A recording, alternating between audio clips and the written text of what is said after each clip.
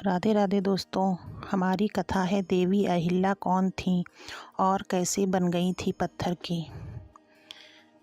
देवी अहिल्या सनातन धर्म की कथाओं में वर्णित एक स्त्री पात्र हैं जो गौतम ऋषि की धर्म पत्नी थी।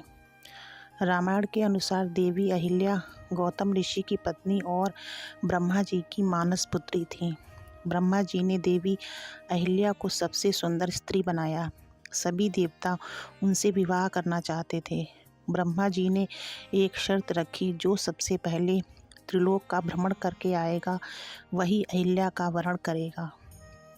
इंद्रदेव अपनी सभी चमत्कारी शक्तियों द्वारा सबसे पहले त्रिलोक भ्रमण करके आए, लेकिन तभी नारद जी ने ब्रह्मा जी को बताया कि गौतम ऋषि ने इंद्रदेव से पहले भ्रमण किया है। नारद जी ने ब्रह्मा जी को बताया कि अपने दैनिक पूजा कर्म में ऋषि गौतम ने गौ माता का परिक्रमा करते समय गौ माता ने बछड़े को जन्म दिया है। वेदानुसार इस अवस्था में गाय की परिक्रमा करना त्रिलोक परिक्रमा के समान होता है। इस तरह से देवी अहिल्या का विवाह गौतम ऋषि से हुआ। पौराणिक कथाओं के अनुसार देवी अहिल्या गौतम ऋषि की पत्नी थी। ज्ञान में अनुपम देवी अहिल्या स्वर्गाधिक रूप में गुणों से संपन्न थीं।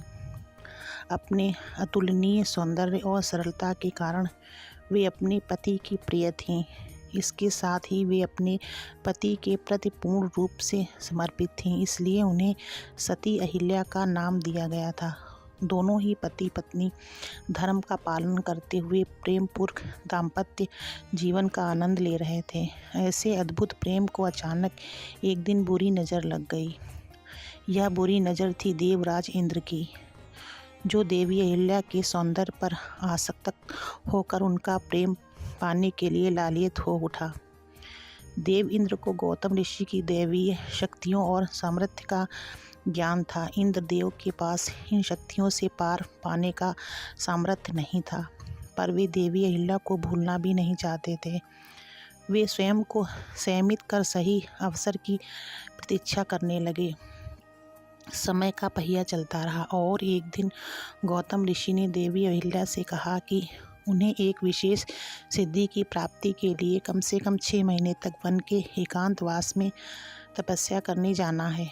देवी अहिल्या ने उन्हें सहमति देते हुए उनकी प्रतीक्षा करने की बात कह विदा कर दिया। इंद्रदेव बस ऐसे ही अवसर की प्रतीक्षा जाने कब से कर रहे थे। गौतम ऋषि के जाते ही इंद्रदेव ने गौतम ऋषि का वेश धारण कर देवी अहिल्या के पास पहुंच गए। पति को वापस देख देवी अहिल्या चौंकी तो इंद्रदेव ने प्रेम जताते हुए कहा कि उनके सौंदर्य ने वन में जाना असंभव बना दिया, इसलिए तपस्या का विचार छोड़कर वापस आ गए। पति की बात सुनकर देवी अहिल्या का मन आनंद से नाच उठा और वे दोनों प्रेम पूर्वक जीवन व्यतीत करने लगे। देखते ही देखते 6 महीने का समय बीत गया और अब एक दिन देवी अहिल्या ने सुबह सवेरे अपने आंगन में अपने पति की चिर परिचित पुकार सुनी। एक पल में देवी अहिल्या को अनर्थ होने का भान हो गया।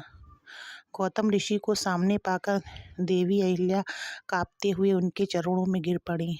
तब तक इंद्रदेव को भी गौतम ऋषि के आने का पता चल गया, तो वे बिना देरी किए वहां से भाग निकले। देवी अहिल्या का सारा वृतांत जान गौतम ऋषि क्रोध से भर उठे और तुरंत ही उन्होंने देवी अहिल्या को श्राप दे दिया कि जिस स्त्री को अपने पति के स्पर्श का भान न हुआ हो वह जीवित नहीं हो सकती। तन और मन से पत्थर की तरह कठोर व्यवहार किया है तो तुम भी पत्थर की हो जाओ। गौतम ऋषि के श्राप और अपनी अज्ञानता से निराश देवी अहिल्या ने अपने पति को रोते हुए समझाया कि आप इतनी दिव्य शक्तियों से संपन्न हैं, आप मुझे अकेला छोड़कर चले गए और बीते 6 माह में आपको एक बार भी आभास ना हुआ कि मेरे साथ कोई छल कर रहा है।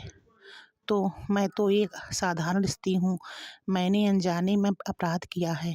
भले ही मैं पराये पुरुष के साथ रही हूँ, पर मेरा मन पवित्र है, क्योंकि उस पुरुष को मैंने आप यानी अपना पति जानकर ही अपनाया। था। तन मन और दोनों से ही मैं अपने पति के ही साथ थी। देवी अहिल्या की बात सुनकर गौतम ऋषि उनसे सहमत हुए और कहा कि अब तो श्राप दे चुका हूँ, उसे वापस नहीं लिया जा सकता। किंतु त्रेता युग में भगवान विष्णु श्री राम के रूप में अवतार लेंगे और वनवास के दौरान तुम्हें स्पर्श करेंगे। उनके स्पर्श से ही तुम्हारा पाप धुलेगा और तुम वापस अपने स्त्री रूप को प्राप्त करोगी।